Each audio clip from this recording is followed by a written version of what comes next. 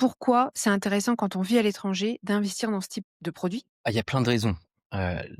La première, je pense qu'il faut faire un très gros parallèle entre un Français résidant en France qui a passé sa carrière intégralement en France et un expatrié. Un Français qui a passé l'intégralité de sa carrière en France va se baser pour sa retraite sur la retraite par répartition française pour laquelle il a cotisé toute sa vie. Un expatrié, finalement, plus il est parti jeune en tant qu'expatrié, moins il a cotisé à cette retraite. Donc, il va avoir besoin de se créer une retraite par capitalisation. Et le private equity fait partie des très bons leviers et des très beaux leviers très intéressants pour développer un capital pour la retraite qui soit très rapidement convertible en une rente au moment où on décide de prendre sa retraite. Donc dire j'ai amassé tant d'épargne grâce à différents produits, grâce à l'immobilier, à autres, peu importe, et avoir cette capacité de convertir donc un risque qui était plutôt élevé en private equity, si on investissait sur le marché action très dynamique, en une rente qui sera plus sécurisée, dont on attendra moins de rendement, mais qui nous permettra d'avoir j'aime pas l'expression, mais un revenu passif de retraite. Une retraite de façon passive grâce à ses capitaux. Donc la grosse différence, elle se fait là. Un Français qui vit à l'étranger peut investir dans les mêmes fonds qu'un Français qui vit en France, sur tous ces fonds français, qui sont de très bonne qualité pour plusieurs raisons. Et la première, c'est que l'autorité des marchés financiers est très protectrice des investisseurs. Donc il y a beaucoup de contraintes pour les fonds. Donc ça, c'est très sécuritaire pour les investisseurs et très intéressant. Du coup, c'est intéressant d'investir dans le private equity quand on vit à l'étranger pour atteindre un objectif à long terme. Tu mentionnes la Tout retraite, à mais fait. j'imagine que ça peut aussi être, je viens juste d'avoir des enfants, je veux pouvoir financer leurs études aux États-Unis, heu, ça va coûter beaucoup d'argent et je veux pouvoir anticiper ça. J'ai la liquidité aujourd'hui, pour le faire. Tout à fait. Ça va permettre de dynamiser l'épargne afin d'atteindre l'objectif finalement plus vite et avec beaucoup moins d'aléas. Heu, on peut parler de l'aléa des crashs boursiers du côté qui, eux, ne vont pas exister en private equity puisque justement on n'est pas dans l'univers du côté. Donc on n'a pas de valorisation journalière. On va avoir des, résultats trimestriels qui vont influencer grandement sur la valorisation boursière de la société. Dans le long côté, finalement, c'est, le gérant ou le fonds qui va, les propriétaires de la société qui vont quantifier le travail fourni et finalement avec d'autres paramètres, on a eu tant de chiffre d'affaires, on a vendu tant, on a combien de stocks, combien est valorisée la société. On a réussi à prendre tant de parts de marché, et cetera. Donc finalement, dans quelque chose de beaucoup plus tangible que simplement l'humeur du marché qui est content ou pas content des résultats trimestriels d'une société. Donc dans le private equity, on va avoir du temps long, on va être illiquide, oui, mais on va beaucoup moins fluctuer. Donc on n'aura pas ce roller coaster émotionnel de l'annonce de droits de douane de février de Donald Trump. Ça n'existera pas en private equity. Et ce qui est euh, plutôt sympa, surtout quand on s'intéresse énormément à la bourse. Quand on vit à l'étranger, est-ce que tu peux avoir accès à des opportunités, dans ton pays d'accueil, dans un pays tiers peut-être? Alors, oui et non. Dans certains pays, ça va être très facile. On va pouvoir avoir des opportunités du pays d'accueil, puisqu'on répondra aux critères de l'autorité de tutelle financière des fonds pour investir dans son pays d'accueil. Et là, encore une fois, tout va dépendre du pays d'accueil. Les conditions ne sont pas les mêmes. Dans un pays tiers, oui, on va pouvoir y avoir accès. Un Français qui vit en France, qui répondrait aux critères d'accredited investor, qui souhaiterait investir à Singapour, pourrait le faire. Ça n'aurait pas forcément d'utilité plus que ça, puisque sa résidence fiscale resterait en France, mais sur le papier, il pourrait le faire. Et c'est quoi un Alors, accredited investor à Singapour? un accredited investor à Singapour, c'est quelqu'un qui va répondre à l'un des trois critères suivants. Le premier critère, c'est d'avoir gagné 330 000 dollars singapouriens sur les 12 derniers mois. Le second critère, c'est d'avoir 1 million d'actifs financiers. Et le troisième critère, c'est d'avoir 2 millions d'immobiliers avec au maximum 1 million de valorisation pour la résidence principale. Donc, 1 million de résidences principales, 1 million d'immobilier de rendement, locatif, sous toutes ses formes possibles et imaginables. Pourquoi c'est Bon, intéressant d'être, accredited investor à Singapour? parce que justement, ça permet d'investir à Singapour sur des produits comme le private equity. Avant d'être accredited investor à Singapour, on n'aura pas le droit d'investir sur ce type de produit. En France, pour investir dans certains fonds il y a quelques années, c'était forcément 100 000 € et c'était la barrière. À Singapour, la barrière n'est pas de 100 000 €, elle est sur des revenus et des possessions que nous ayons. À Hong Kong, la barrière, c'est 1 million de dollars en produits financiers. Et j'ai plusieurs questions là-dessus. La Bien sûr. première, c'est, tu me parles de certains types, d'investissements. Est-ce que tu as un exemple vraiment concret qui permet d'illustrer, cette différence entre, j'ai investi, via un fonds classique et j'ai investi via un fonds à Singapour? Oui, tout à fait. J'ai un exemple très parlant, notamment qui va contrecarrer certaines problématiques du private equity. Je suis accredited investor à Singapour, donc ce n'est pas un statut qu'on demande, c'est un statut qu'on a ou qu'on n'a pas. Est-ce que je réponds à l'un des 3 critères que j'ai cités précédemment? Oui ou non? Si oui, j'ai accès à des fonds qui sont à Singapour. Le gros avantage de Singapour, c'est que ça bouge un petit peu plus vite, qu'en Europe, même au niveau de Monetary Authority of Singapore, qui est l'organisme de tutelle financier. À Singapour, il y a déjà des fonds qui sont lancés, qui s'appellent des fonds evergreen de private equity, qui sont en train de se lancer en Europe aussi, hein, bien évidemment, mais avec un léger temps de retard de, presque, 1 an et demi, 2 ans. Et ces fonds evergreen, ce sont des fonds de private equity dits semi-liquides, c'est-à-dire qu'il y a des fenêtres de sortie sans, pénalité tous les semestres. Ce qui est très intéressant, notamment quand on veut mettre le pied à l'étrier dans le private equity aussi. Pour la simple et bonne raison que 10 années où nos fonds sont bloqués, c'est très long. Il peut se passer énormément de choses en 10 ans et cette illiquidité est peut-être un des freins majeurs qu'on peut retrouver sur le private equity.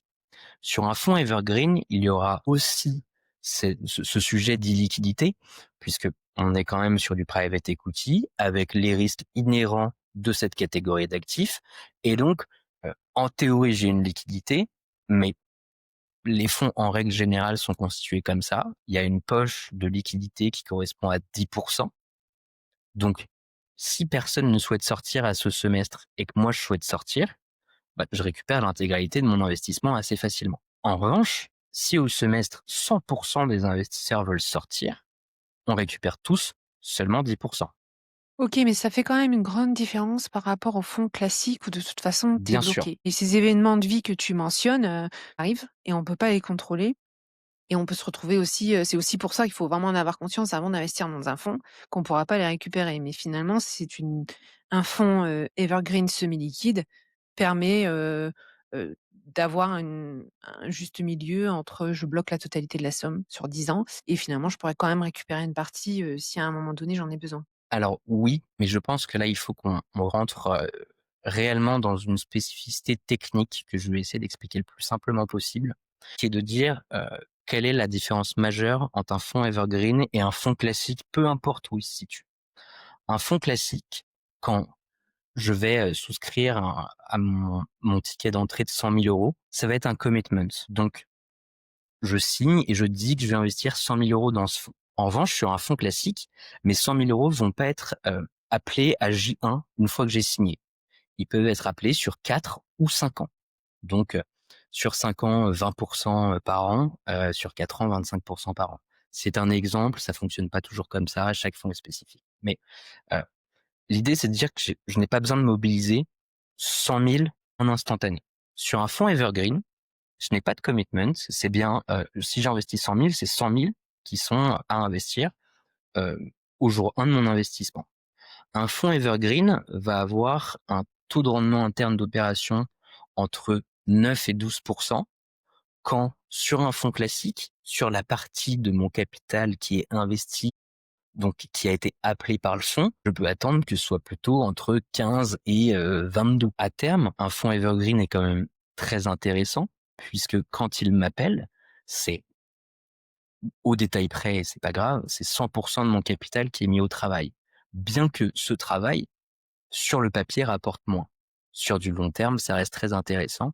Et il est très compliqué pour un fonds classique de faire beaucoup mieux qu'un fonds evergreen sur du long terme. Sur du court terme, ça peut être sur une dizaine d'années, un fonds classique va pouvoir faire bien mieux qu'un fonds de private equity, un fonds evergreen. Si je comprends bien, si j'investis dans un fonds classique, je vais être appelée tous les ans une somme sur les 100 000 € que je me suis engagée à investir. Et au bout de ces Exactement, 5 années, j'aurai investi mes 100 000 €. Ça veut dire qu'en fait, les 100 000 € ne travaillent pas à l'année 1. Mais ça veut aussi dire que si exactement. je n'ai pas la totalité des liquidités à l'année 1, je peux commencer à investir. C'est un pari risqué, puisque Ça paraît risqué. encore une D'accord. encore OK, il une faut pas fois, faire ça. Ne faites pas ça.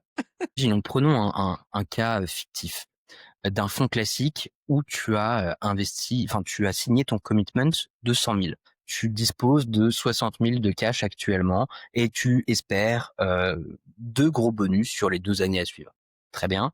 La première année, on t'appelle 20 000, donc tu as encore 40 000 qui étaient prévus pour ça, qui sont sur un compte, que tu essaies de faire travailler sur un livret un peu quand même pour pas que ça dorme, parce que tu as compris que l'argent sur un compte courant, c'est ce qu'il y a de pire. Très bien. En revanche, tout se passe pas comme prévu. En année 2, t'as pas ton bonus et le fonds, lui, a trouvé des opportunités magnifiques et dit, bah, en année 2, moi, au lieu d'appeler 20 000, je vais appeler 60 000. Donc, en fait, sur les 2 premières années, tu aurais appelé 80 000 et ça peut arriver.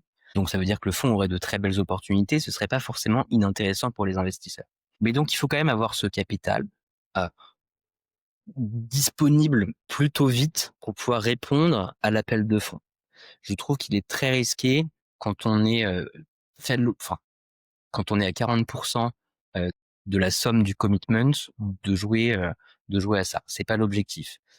Nous, on a toujours conseillé nos clients de pas le faire. L'objectif, c'est pas de jouer avec l'épargne de nos clients, mais c'est surtout de pas les mettre dans une situation où ils seraient obligés de vendre à prix décoté leur part de fonds, puisqu'ils ne pourraient pas répondre à cet appel.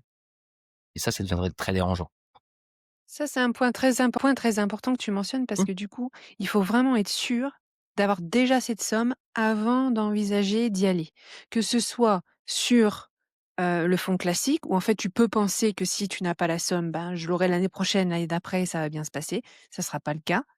Par contre, le fonds evergreen, tu es obligé d'avoir la somme complète, dans la totalité avant même de regarder ce qui se passe parce que de toute façon, on va te demander l'argent.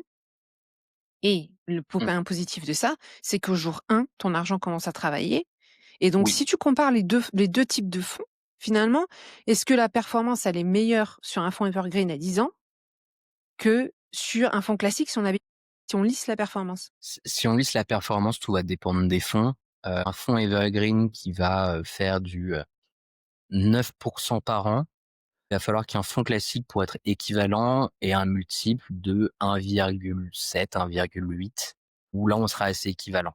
Donc finalement, sur une dizaine d'années, un fonds evergreen à 9, c'est équivalent à un fonds de fonds qui fait fois 1,8.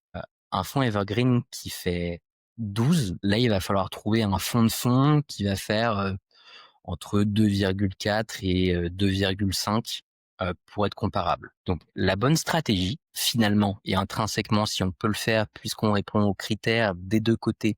Donc d'un côté, on peut avoir le commitment de 100 000 sur un fonds classique. De l'autre, on est accredited investor, on a accès à ce type de fonds qui sont déjà des fonds de très très bonne qualité puisque développés depuis quelques années en Asie. C'est aussi pour ça que c'est intéressant d'être accredited investor. L'idée, c'est peut-être de se dire, je prends mon commitment de 100 000 où j'ai mes 20% qui vont tourner à entre 15 et 20% de rendement annuel, ce qui est très bien sur la partie appelée. Et si je peux le faire, essayer de mettre les 80 000 sur un fonds evergreen qui tournerait peut-être à 8-9%, en prévoyant évidemment de faire des retraits de ce fonds evergreen pour investir sur un fonds classique. Avoir deux stratégies imbriquées pour avoir la plus grosse masse de capital de ce commitment qui travaille et qui travaille avec un rendement très intéressant. Et pourquoi rendement très intéressant? Parce que ce soit sur les 5, 10, 15 ou 25 dernières années, le bas du premier quartile de private equity a toujours surperformé les marchés financiers cotés, donc la bourse. Donc c'est intéressant d'avoir une partie de son patrimoine là-dessus qui va travailler avec un fort rendement. Quelle partie du patrimoine tu conseilles de mettre en private equity? Question très difficile, pour la simple et bonne raison, personne n'a le même patrimoine et si j'avais le même patrimoine que toi, je n'aurais pas forcément le même profil investisseur, donc la même appétence à prendre des risques, à me dire, «Je suis capable de bloquer mon argent réellement pendant 10 ans sur un fonds classique où je n'en ai pas besoin». Heu, Cette notion, elle est très personnelle. Si on prend un cas, un peu classique bateau, mais qui sera pas forcément bon justement à cause des différents plans que je viens d'évoquer, se dire qu'on peut mettre entre 15 et 20 de son patrimoine financier sur du private equity, c'est pas aberrant. Quand finalement, plus on a un patrimoine conséquent, plus on va pouvoir investir en private equity. Puisqu'en fait, on va avoir une poche de liquidité qui va être suffisamment costaud pour subvenir à tous mes besoins, même en cas de crash énorme finalement. Moi, un exemple d'un family office, donc qui gère les fortunes de très grandes familles, notamment historiquement de familles industrielles. Ces family office, ils peuvent monter parfois jusqu'à 80% de private equity, mais parce qu'on on est sur des montants qui sont énormes. Donc en fait, la poche de liquidité de 20%, elle représente déjà des millions d'euros de liquide. Donc, il y a moins de sujets. Finalement, plus notre capital et notre surface d'investissement financière est faible, plus il faudrait que l'exposition au private equity le soit aussi, puisque encore une fois, le très gros risque du private equity est son illiquidité. Et donc, si j'ai même une grosse appétence à prendre des risques, mais que j'ai un capital qui n'est pas colossal, il faut prendre en compte les soucis de la vie et les tuiles qui tombent et en règle générale arrivent tout en même temps et que j'ai suffisamment de liquidité pour pouvoir m'en sortir sans que ça change ma vie familiale, mon train de vie, que je puisse peut-être relancer une société si j'étais entrepreneur ou que sais-je. Euh, il faut avoir réellement conscience de cette illiquidité du private equity qui permet d'accéder à ces très beaux rendements, mais qui est aussi un frein et l'un des plus gros dangers.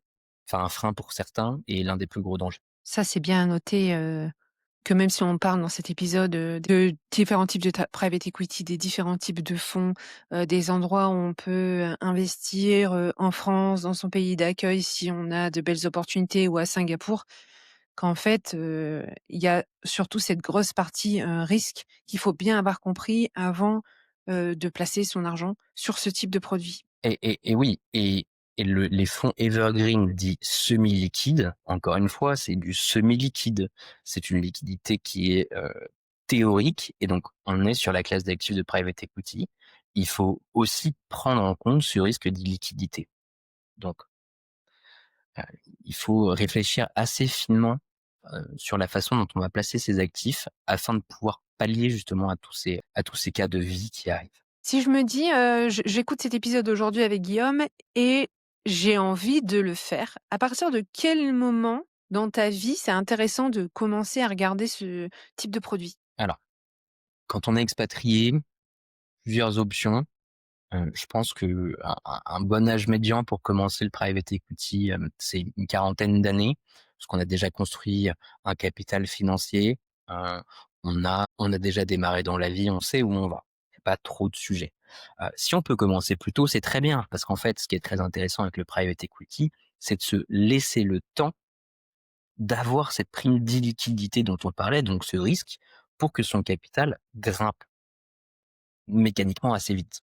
Et avec une partie de risque pour ce capital. 40 ans, ça permet de se dire que on a 25 ans devant nous avant de prendre notre retraite, entre 25 et 30 ans, en fonction de qui on est, de la pénibilité de son travail évidemment, entre 20 et 25 ans, entre 20 et 30 ans.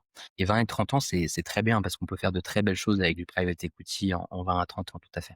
40 ans, c'est bien. Si on peut commencer autour de 30, c'est mieux. 40 ans, c'est bien. On commence à avoir une situation qui normalement est stable. Et pour quel type de profil tu penses que ce n'est pas du tout le bon produit? Je pense que le private equity n'est pas du tout bon produit pour des personnes qui ne vont pas être capables de considérer cette illiquidité comme étant gravée dans le marbre. Donc, en se disant: mon investissement est réellement bloqué 10 ans. Pour moi, c'est rédhibitoire et ce sont des profils, qui ne devraient absolument pas aller sur du private equity. Parce que c'est le plus gros risque, donc encore une fois, cette illiquidité, soit les rendements sont très, très beaux, mais même, heu, ou alors, pour des profils investisseurs qui seraient très sécuritaires. Donc, le private equity est une très bonne façon de diversifier son patrimoine et d'aller chercher du rendement. Mais si mon client, mon prospect a un profil investisseur qui est très sécuritaire, ou il ne peut absolument pas, subir de pertes sur son capital, bah, le private equity, au même niveau que les marchés cotés, ne seront pas pour lui. Historiquement, il n'y a jamais eu de fonds de private equity qui sous-performent et où les 100 000 € disparaissent. Ce qui s'est passé dans le passé ne présage pas de ce qui pourrait se passer plus tard. Un très mauvais fonds de private equity va pas du tout faire la performance qu'il a annoncée. En règle générale, on récupère ces 100 000 €. Mais encore une fois, c'est en général, et il faut être capable d'investir sur cette classe d'actifs qui est risquée, et donc de se dire que je peux subir des pertes sur mon investissement. Ce qui est, beaucoup plus rare, quand on fait, du fonds euro, puisque ce n'est pas possible, notamment en assurance vie française, ou quand on va aller sur, des fonds monétaires, très sécures qui vont faire du 2-3. La perte en capital est, très, très limitée et on est sur une échelle de risque qui est très basse. Donc quelqu'un qui aurait, des millions d'euros à investir et qui serait très sécuritaire, j'essaierais probablement de la convaincre, quand même de dynamiser une partie de son épargne. Puisque, disons qu'elle mette 5 de son épargne en private equity, si elle a des millions d'euros et que ça fasse 100 000, 5 de son épargne, avec le reste en très sécuritaire, globalement, le risque de son portefeuille serait extrêmement bas.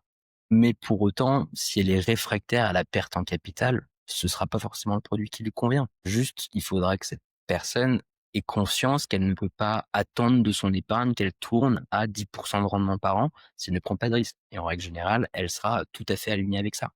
Si elle ne l'est pas, bah, il y a peut-être un travail, de fond à faire sur, de l'éducation financière pour bien comprendre où on met les pieds. Et encore une fois, c'est ce qu'on essaye de faire, tous à notre échelle en tant que conseiller en investissement financier, c'est de rendre accessible et le plus simple possible des produits qui historiquement, n'étaient pas plus compliqués, mais qui n'étaient pas disponibles pour le grand public. Est-ce que tu penses que si tu n'as jamais investi dans rien, tu as fait de l'épargne, tu as beaucoup d'épargne et tu peux mettre ces 100 000 €, est-ce que tu conseillerais à quelqu'un de commencer par ça? Peut-être.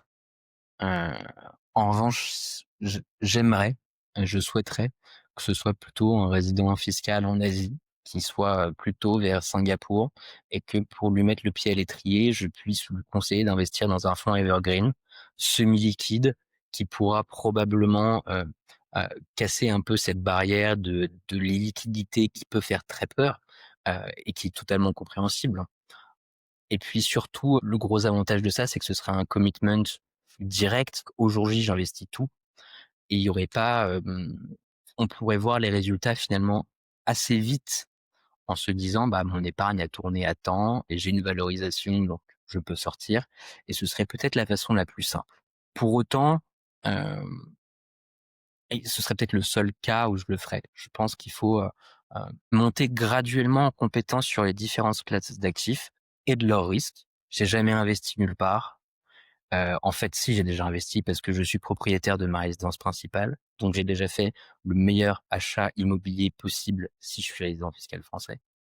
C'est de moins en moins vrai avec les nouvelles lois, mais c'était vrai historiquement. Qu'est-ce que j'ai fait d'autre? Bah, j'ai des livrets bancaires qui sont pleins à craquer. C'est déjà pas mal, je me prémunis un peu contre l'inflation.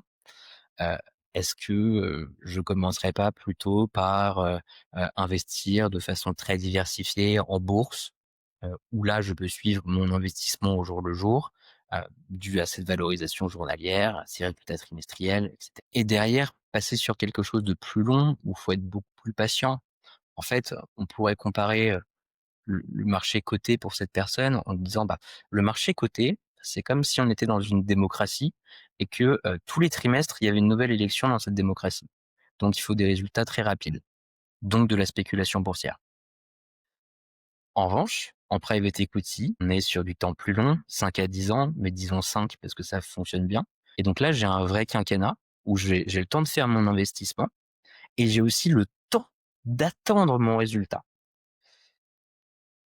En essayant de l'expliquer et de le simplifier au maximum comme ça, si c'est quelqu'un qui a énormément d'épargne, théorie, il peut bloquer une partie de son épargne sur un quinquennat et voir ce que ça va donner et de se laisser le temps d'avoir ce rendement et de ce retour sur investissement. Je pense que là, on a quand même compris, plusieurs choses. On a compris que si on habite à l'étranger, ça peut être un produit, intéressant si on a un objectif, à long terme, la retraite par exemple. Si on veut aller chercher des belles performances tout en toujours prenant en compte le risque qui peut être attaché à cette, performance. Qu'on peut investir dans un fonds français, un fonds dans ton pays de résidence s'il y en a un ou à Singapour et que, dans tous les cas, il faut que ce soit inscrit, dans sa stratégie de, diversification de son portefeuille, si on peut le faire, à un moment donné où on pourra bloquer cette somme, sur une longue période. Bien sûr.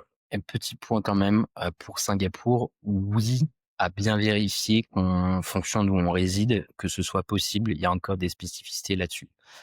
Il faudra de toute façon être accredited investor et des critères dont on a parlé tout à l'heure, mais bien vérifier la spécificité en fonction de son pays de résidence fiscale, ça peut être, proscrit ou pas. J'aimerais bien qu'on parle de justement ces particularités quand on vit à l'étranger, de la fiscalité que tu mentionnes. On va peut-être commencer par ça. On parle beaucoup de résidence fiscale dans presque tous les épisodes. Si c'est une notion que vous avez besoin de retravailler, on avait fait un super épisode avec Cécile Lemarté qui reprenait vraiment tout de la base et tous les critères de la résidence fiscale. Donc n'hésitez pas à l'écouter si vous en avez besoin. Guillaume, est-ce que c'est la résidence fiscale va avoir un impact sur ma sortie? C'est-à-dire si j'habite à l'étranger et que j'ai investi dans un fonds français, comment ça va se passer? Alors oui, ta résidence fiscale va avoir un impact sur la sortie, puisque le fonds sera fiscalisé de la façon dont ton pays de résidence fiscale valorise les plus-values mobilières, puisqu'on va être considéré comme plus-value mobilière. Prenons 2 cas concrets, un Français qui s'investit dans un fonds français et un Français résident fiscal à Singapour qui investit dans un fonds français. Bah, le Français, contraint et forcé sur la plus-value, il aura la flat tax à la sortie. Donc, le résident fiscal français, pardon, aura la flat tax à la sortie, 30 pour l'instant, un peu plus l'année prochaine probablement. Heu, le Français résidant à Singapour, il va sortir du fonds, mais son pays de résidence fiscale, c'est Singapour, où il n'y a pas d'impôt sur la plus-value mobilière. Donc à investissement équivalent, après la sortie, il aura 30 de plus. Donc oui, le pays de résidence fiscale influe sur la sortie. Sur ce montant de 30 de plus à Singapour, parce qu'il y a une convention fiscale entre la France et Singapour sur les produits financiers, comment ça se passe là-dessus? Tout à fait, c'est une convention bilatérale, qui stipule dans la plupart des cas, mais je j'ai pas envie de faire de généralité, on est imposé sur les valeurs mobilières dans son pays de résidence fiscale. Donc dans mon exemple, à Singapour, où il n'y a pas d'impôt sur la plus-value mobilière. D'où le fait de profiter dans, un certain nombre de cas de son expatriation pour faire des produits à forte plus-value, notamment le private equity, tout en prenant en considération, encore une fois, et j'y reviens encore et toujours, du fait que 10 ans, c'est long et donc j'enclenche mon private equity en étant en Asie où il est très faiblement fiscalisé, voire pas du tout à la sortie. Malheureusement, une contrainte familiale, peu importe, que sais-je, je dois rentrer en France. Au moment de la sortie, je serai imposé en France, puisque ma nouvelle résidence fiscale, ce sera la France. Et aussi, c'est important de noter que finalement la fiscalité va aussi avoir un impact sur ta performance totale, si on prend pas évidemment en compte, les événements de la vie qui font que tu vas rentrer, plus vite que prévu. Surtout si tu es en Asie et qu'il y a une fiscalité beaucoup plus intéressante sur les plus-values, mobilières. L'impact sera le même que tu sois sur du private equity ou sur du marché coté. Quand tu es en France et que tu sors de ton compte titre, sur ton compte titre, tu as une imposition qui est aussi la flat tax sur la plus-value. Finalement, un des bons moyens de se prémunir d'être imposé tous les ans à la flat tax, c'est l'assurance vie en France. Ça fonctionne plutôt bien à ce niveau-là. C'est un autre sujet. OK.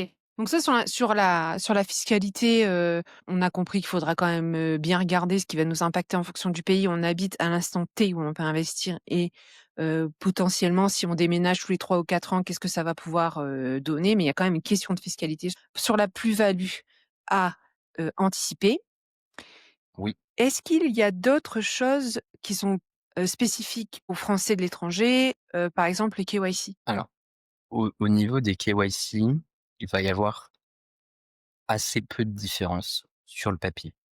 Encore une fois, il va y avoir des spécificités, fonction des pays, fonction de la facilité dont on peut avoir, ça va plutôt être une notion de, transférer son argent de pays à pays en fonction d'où on souhaite investir. Évidemment, dans certains pays, on a besoin d'avoir une très bonne traçabilité des fonds, notamment, toutes les lois qui sont, anti-blanchiment d'argent, anti-terrorisme et cetera et qui nous demandent à nous d'avoir une traçabilité des fonds qui soit absolument impeccable. Hem, donc fonction du pays, c'est plus ou moins simple. Après, si on prend un expatrié au sens strict du terme, qui a un contrat d'expatrié d'une société, occidentale, qui travaille pour eux depuis 10 ans avec un très gros salaire et qui vit, dans un pays qui serait considéré par les GAFI d'un très bon œil, il y aurait pas forcément de sujet. En revanche, un résident fiscal de ce même pays qui serait entrepreneur, qui ne ferait pas forcément auditer, tous les ans sa société, ses comptes et cetera. Là, oui, il y aurait peut-être plus de sujets. À nous de faire notre due diligence là-dessus et d'être bien convaincus aussi que nos clients ont une traçabilité des fonds qui soit parfaite. On va faire un premier screening, une première due diligence, mais les fonds, que ce soit un fonds français, que ce soit un fonds, peu importe où il est dans le monde, va avoir une obligation légale de refaire cette due diligence et d'avoir cette traçabilité de fonds. Donc en termes de KYC, ça va pas changer, grand-chose. Je pense que ce qu'il est important de rappeler en termes de KYC, ce qui intéresse tous les conseillers en investissement, les CGP et cetera, c'est d'avoir le plus tôt les informations les plus claires possibles pour pouvoir bien conseiller les clients. C'est-à-dire le KYC le plus complet, à commencer par, la situation civile exacte et précise, ainsi que les lois applicables en fonction des pays de résidence de nos prospects et clients, afin de pouvoir les conseiller au mieux. À nous d'aiguiller, dans certains cas, nos clients vers, ce qu'il faut faire. Mais finalement, il est aussi important de bien comprendre que quand on vit à l'étranger, on n'est pas forcément sous le même droit que le droit français et donc il est important de regarder toutes ces problématiques de KYC sur lesquelles il nous arrive très fréquemment de revenir parce que, nos prospects et clients n'ont pas conscience forcément des tenants et aboutissants, heu, de même ce que peut être la loi applicable du pays de résidence fiscale dans lequel ils sont. Donc au niveau du KYC, non, très peu de enfin, beaucoup de sujets, mais finalement très similaires. Oui, très similaire à ceux qu'on a déjà mentionnés dans plusieurs épisodes, sur l'investissement en immobilier, par exemple, sur, enfin l'accès aux prêts, sur, bah, la gestion de patrimoine en général où de toute façon les professionnels ont une obligation de s'assurer que tout est, en Tout à ordre. fait. Donc, bah, n'hésitez pas si vous voulez qu'on fasse un épisode là-dessus, hein, sur Tracfin, sur, les lois anti-blanchiment d'argent et cetera. Oui, et puis ça, ce sera super. Tu pourras faire un épisode tous les ans parce que tous les ans, l'autorité des marchés financiers ajoute une couche. Ce sera bien pour avoir une mise à jour, régulière. Rapide mais efficace, je pense que c'est très intéressant et que ça peut intéresser, aussi un certain nombre de professionnels du secteur. Est-ce que tu as, en tête une erreur particulière que font les expatriés sur ce type d'investissement? Considérer que 10 ans, c'est court. C'est une des très grosses erreurs des expatriés. Heu, Comme tu le disais si bien tout à l'heure, on change tous les 2-3 ans quand on est expatrié. On ne sait pas forcément, quand est-ce qu'on ni où on sera dans 10 ans et pour revenir sur, cette grosse erreur finalement qui est une erreur fiscale et qui peut coûter assez cher, c'est se dire: «Je vais rester dans un pseudo paradis fiscal qui a de très jolies conventions bilatérales avec la France, donc je suis bien». Et finalement, le souci du private equity n'est pas au moment où je fais mon commitment, mais au moment où je veux récupérer mon investissement et où j'en récupère la plus-value. Et la grosse erreur, c'est de finir par se retrouver en France et de ne pas avoir purgé ses produits financiers dont le private equity fait partie, de plus-value avant de rentrer. Et donc de prendre une flat tax et ça peut coûter, dans certains cas, des dizaines de milliers d'euros, voire des centaines de milliers d'euros. Et du Et coup, donc ça, vraiment c'est une des impacter ta très grosses performance, erreurs, hein. à détruire la performance, voire, parfois, arrêter certains projets de vie. On fait pas la même chose avec 1 000 000 € cash qu'avec 700 000. Enfin, si on souhaite, acheter la maison de ses rêves pour prendre sa retraite de façon très sympa au bord de la mer, bah, si la maison vaut 1 000 000 et qu'on a plus de 700 000, ça peut être un peu plus compliqué, ouais. Ouais, à prendre en compte, hein, comme on le disait tout à l'heure. Si tu devais donner un seul conseil à un expatrié, qui, voudrait, commencer, ça serait quoi? Bah, commencer par écouter ce podcast, deuxièmement, peut-être lire, notre livre blanc. Qui détaille sur une soixantaine de pages les mécanismes et qui est une très bonne introduction et derrière, essayer de se rapprocher, de certains professionnels qui, sont experts du secteur et et on n'est pas les seuls, hein, mais qui ont une très forte expertise depuis, plus que, 4-5 ans en private equity, hein. Ça fait, 4-5 ans que tout le monde fait du private equity, qu'il y en a partout, mais certains ont un peu plus de track record et de bien définir avant d'investir, quel est, le temps sur lequel il est capable de bloquer son capital et une fois qu'il a tous ces points en tête, bah, oui, de trouver un fonds qui lui correspond avec, une thématique sectorielle qui peut lui tenir à cœur. C'est rien, la santé, l'intelligence artificielle, peu importe, que sais-je, et donc d'investir dans l'économie dite réelle, en private equity dans ça. Mais donc, avant tout d'avoir bien réfléchi, de comprendre où il met les pieds. C'est très important. Je te remercie pour toutes les informations que tu nous as données aujourd'hui. Quand moi je t'ai Avec contacté pour plaisir. faire cet épisode, c'était vraiment lié au mémoire de mon master que j'avais fait l'année dernière sur la gestion de patrimoine des expatriés et dans cette partie-là, ce qui était ressorti sur les types d'investissements, que faisaient les expatriés, c'est que finalement il y avait presque pas de, private equity alors que, c'est un produit qui peut être très intéressant en fonction de ses objectifs, court, moyen, long terme et de sa capacité d'investissement et aussi, comme tu l'as bien mentionné plusieurs fois dans cet épisode, de son appétence au risque et grâce à cet épisode aujourd'hui, on a quand même, eu, d'abord une belle cartographie des types d'investissements que tu vas retrouver dans ce qu'on appelle le private equity, des performances qu'on peut attendre, à quand le faire et quand ne pas le faire et aussi toutes les spécificités qui sont liées, au fait de vivre à l'étranger et de vouloir investir dans ce type, de produit. Si demain je veux passer à l'action et que, je veux travailler avec toi, comment je te contacte? Sur LinkedIn? Sur LinkedIn, Je mettrai dans la description, le lien vers ton LinkedIn et puis le lien vers le livre blanc, que tu as mentionné. N'hésitez pas à vous abonner à la newsletter parce qu'on va vraiment, sortir aussi des informations qui vous permettraient vraiment de faire un sommaire de tout ce qu'on a discuté aujourd'hui et moi je vous donne rendez-vous la semaine prochaine au prochain épisode.